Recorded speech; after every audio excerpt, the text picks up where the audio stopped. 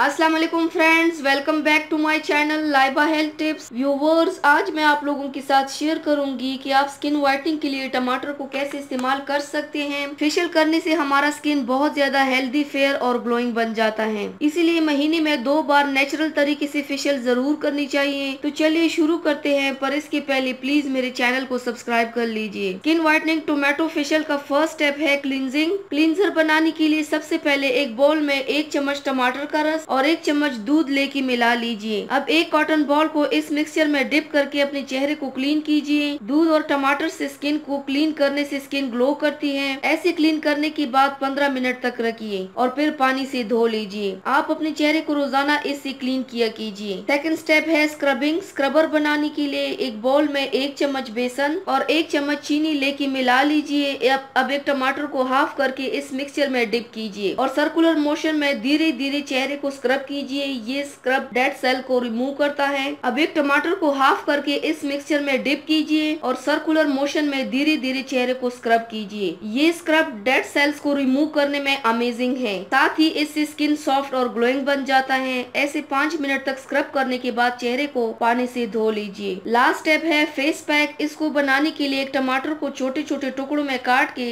इसका पेस्ट बना लीजिए। अब इस पेस्ट में 1 टीस्पून दही, हाफ टी स्पून शहद और 2 से 3 टीस्पून बेसन लेके मिला लीजिए। आपका फेयरनेस फेस पैक रेडी हो जाएगा। अब इसे अपनी स्किन पे अप्लाई कीजिए। ये फेस पैक स्किन टोन को लाइटन करता है। अप्लाई करके 30 मिनट तक रखिए। 30 मिनट बाद पानी से धो लीजिए। बिलीव मी फ्रेंड्स, अगर आप बस एक ही बार फेशियल को करेंगे तो आप अपने स्किन में बहुत डिफरेंट देख पाएंगे। आपका स्किन ज्यादा ग्लोइंग बन जाएगा। हर महीने में 2 बार आप इस फेशियल को कर सकते हैं। तो व्यूवर्स, ये थी मेरी आज की वीडियो। उम्मीद करती हूँ आप सबको पसंद आई होगी। मेरे वीडियो को लाइक और शेयर जरूर कीजिएगा। मुझे फीडबैक जरूर दीजिएगा। मेरे चैनल को सब्सक्राइब करना मत भूलिएगा। अपना बहुत ज्यादा ख्याल रखिएगा। मुझे दुआओं में याद रखिएगा। कल मिलते हैं एक नई वीडियो के साथ। अल्लाह हाफिज।